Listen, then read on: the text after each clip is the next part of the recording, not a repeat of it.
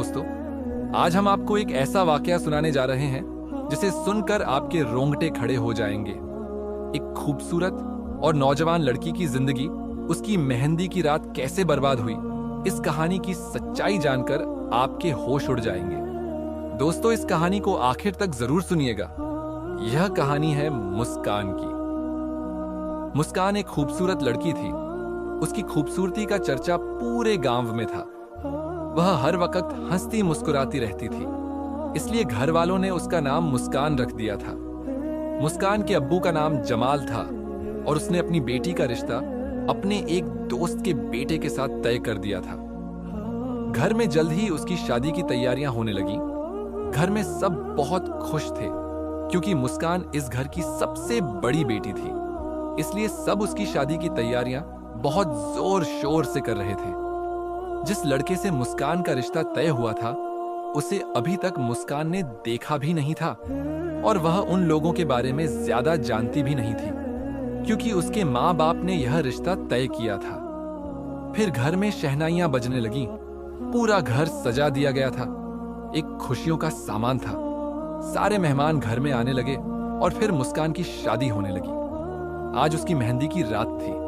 मुस्कान पीले रंग के जोड़े में बहुत खूबसूरत लग रही थी। वह सबसे हंस हंस कर बातें कर रही थी। फिर मेहंदी के बाद वह अपने कमरे में चली गई। तभी उसकी एक सहेली जोया उसके पास आई और कहने लगी, मुस्कान चलो, हम इस रात को यादगार बनाते हैं। तुम मेरे साथ चलो, हम उसी बाग में चलेंगे जहां पर हम बचपन में खेलने जाते थे। जोया मुस्कान की बचपन की सहेली थी।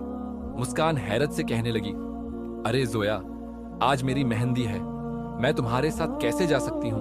देखो, घर में सारे मेहमान हैं। जोया कहने लगी, कुछ नहीं होता।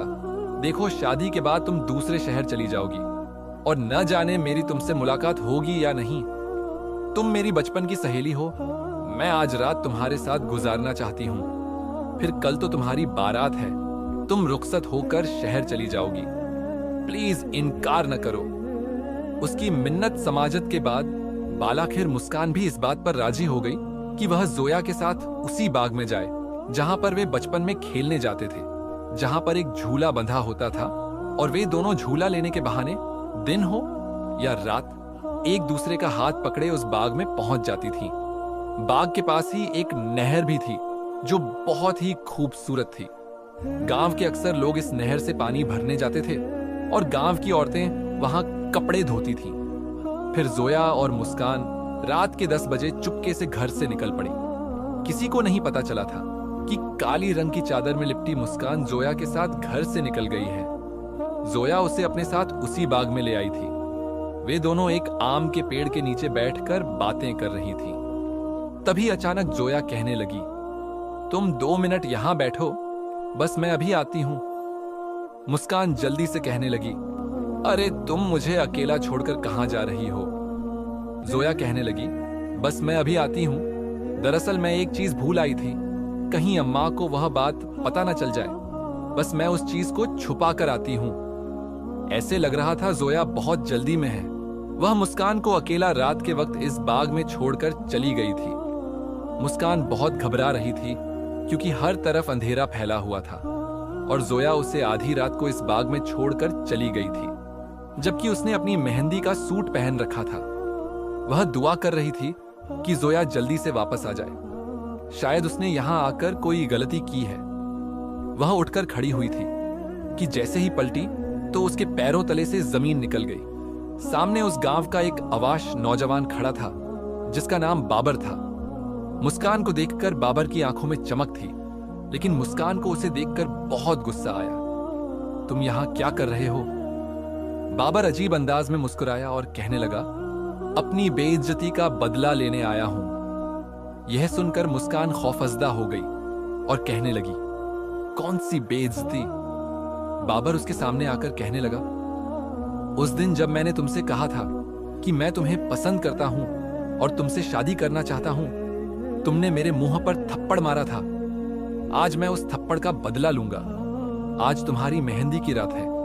तुमने मुझसे शादी से इनकार किया था, मुझे बदनाम करने की कोशिश की, सारे गांव वालों को बताया कि मैं एक अवाश नौजवान हूं। आज मैं तुमसे इस बात का बदला लेकर रहूंगा।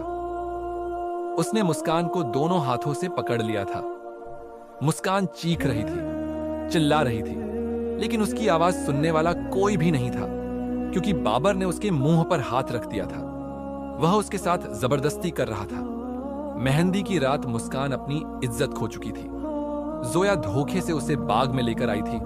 उसने दोस्ती के नाम पर उसके साथ दगा किया था। वह बाबर के साथ मिली हुई थी, लेकिन बाबर अपना बदला लेकर उसे उसी हालत में छोड़कर चला गया। मुस्कान दोनों हाथों में चेहरा छुपाकर रो रही थी। यह क्या हो गया उसके साथ? उसकी जिंदगी बर्बाद हो गई। फिर बड़ी मुश्किल से वह घर पहुंची थी। उसने इस बात का जिक्र किसी के सामने भी नहीं किया। उसने यह बात सबसे छुपा ली थी। लेकिन जोया जब से उसके सामने नहीं आई थी, अपने बचपन की दोस्त की इस कदर मक्कारी और बेवफाई पर वह खून के आंसू रो रही थी। वह बाबर के कहने पर उस रात, जिस रात उसकी मेहंदी थी, उसे बाग में ले गई थी, वह भी जानबूझकर, जहां पर बाबर ने उसके साथ खिलवाड़ किया था। कोई मेहंदी की रात किसी लड़की के साथ ऐसे कैसे कर सकता है? अगले दिन मुस्कान की बारात थी, लेकिन उसके होंठों से हंसी जुदा हो गई थी। अब वह हंसना मुस्कुराना भूलकर किसी मुर्दे की तरह बैठी थी।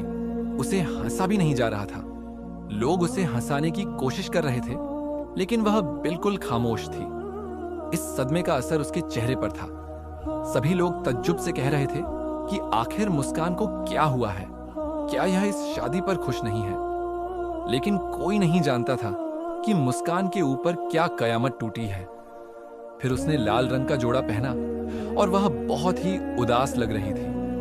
वह सबसे कहना चाहती थी कि वह शादी के लायक नहीं रही। वह किसी के साथ धोखा नहीं कर सकती, क्योंकि वह अपनी इज्जत खो चुकी है।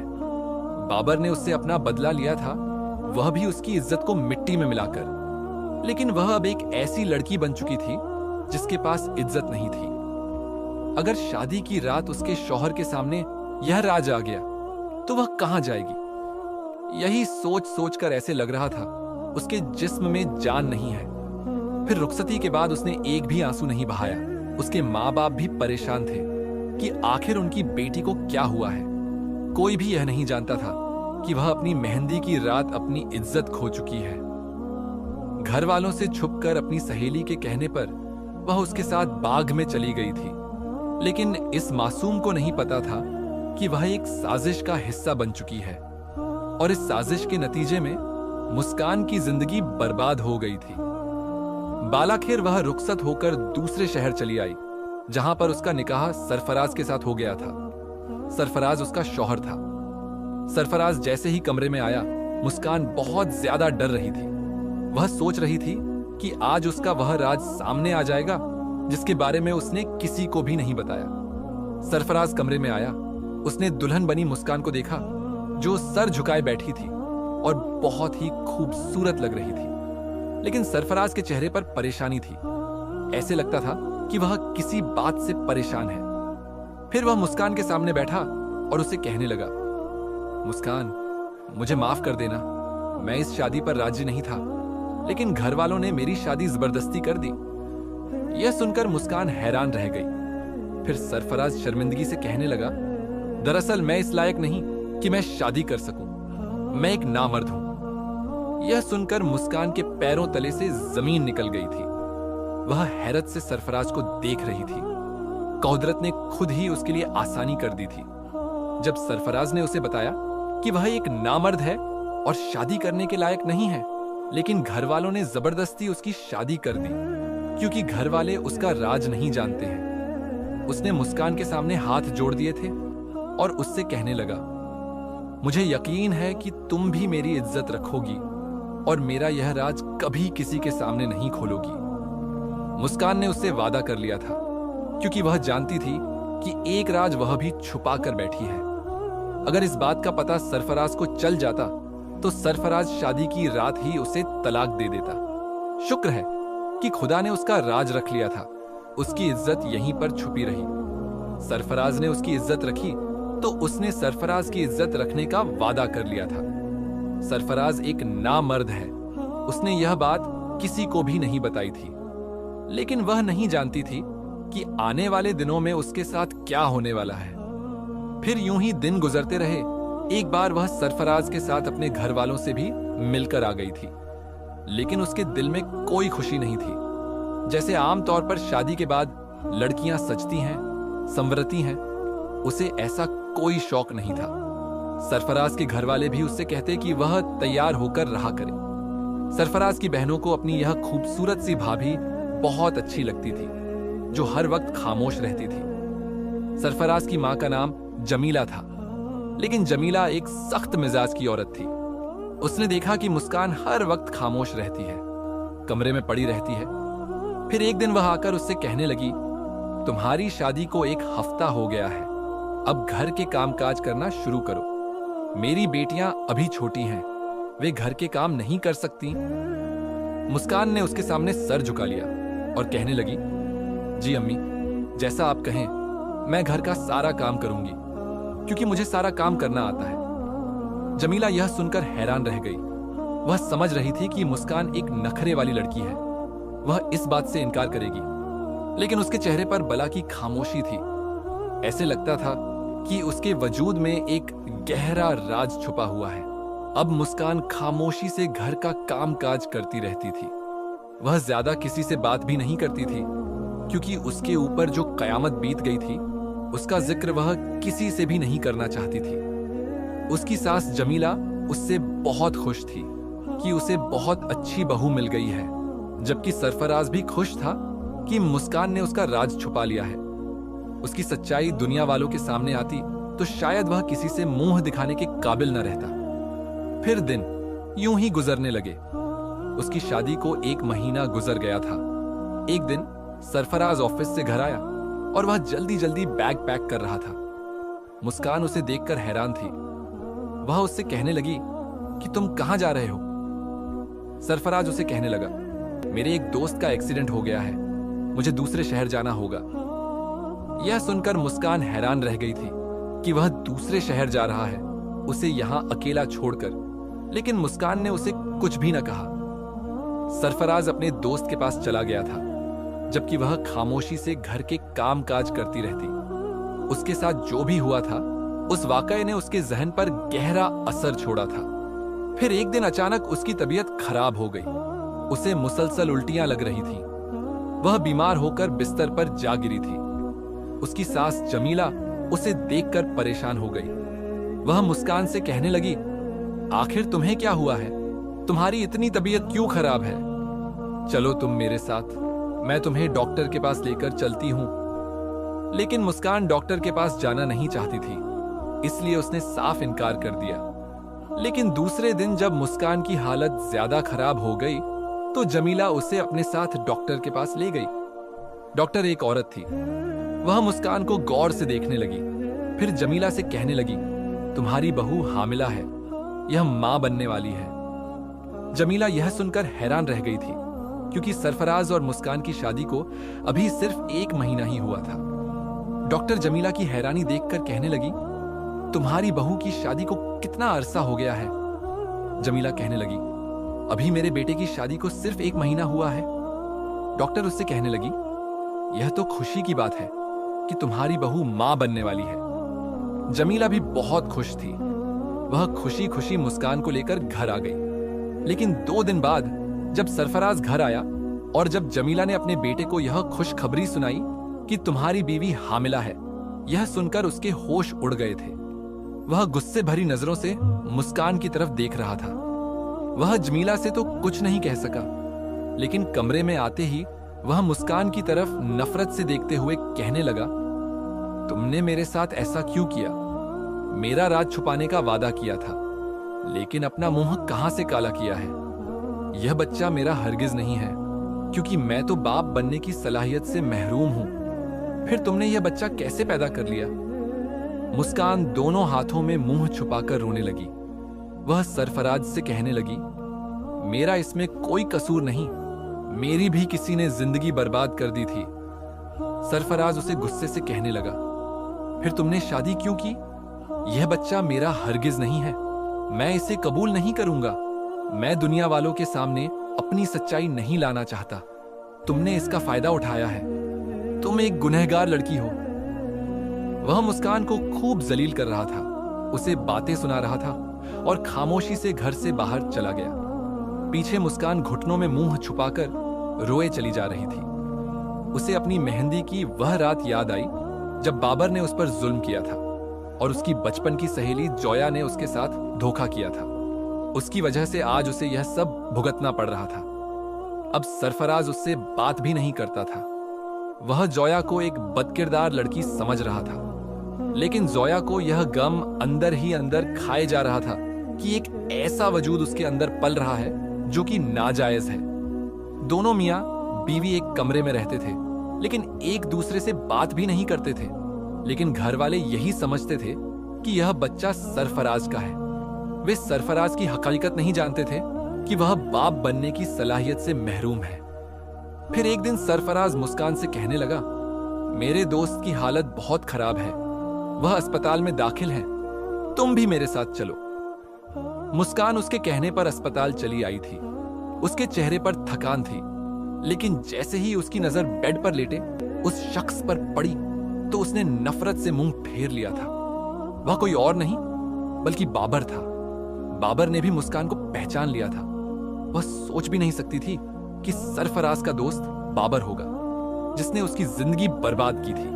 वह मेहंदी की रात अपनी इज्जत से हाथ धो बैठी थी, सिर्फ और सिर्फ इस इंसान की वजह से। और आज वह अस्पताल के बेड पर लेटा हुआ था। फिर सरफराज ने उसे बताया कि बाबर अपनी दोनों टांगों से मजदूर हो गया है क्योंकि उसका बहुत खतरनाक एक्सीडेंट हुआ था।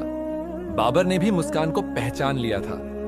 अब वह नजरें झुकाए जमीन को देखे जा रहा था, लेकिन मुस्कान वहां एक लम्हे भी नहीं रुकना चाहती थी। फिर वह सरफराज के साथ वापस घर आ गई। घर आते ही उसने कमरे में फूट फूट कर रोना शुरू कर दिया था। सरफराज कमरे में आया तो मुस्कान को रोते हुए देखकर वह परेशान हो गया। मैं पूछ सकता हूं कि तुम क्यों रो रही हो? वह हैरान हुआ था, लेकिन मुस्कान ने उसे कुछ भी न बताया। वह नहीं बताना चाहती थी कि सरफराज का दोस्त उसकी इज्जत का लुटेरा है, जिसने मेहंदी की रात उसकी इज्जत पर हाथ डाला था। फिर एक दिन मुस्कान की तबीयत खराब हो गई। सरफराज घर से बाहर था। उसके घर वाले ही उसे लेकर अस्पताल गए थे, जहां पर मुस्कान ने एक खूबसूरत से बेटे को जन्म दिया।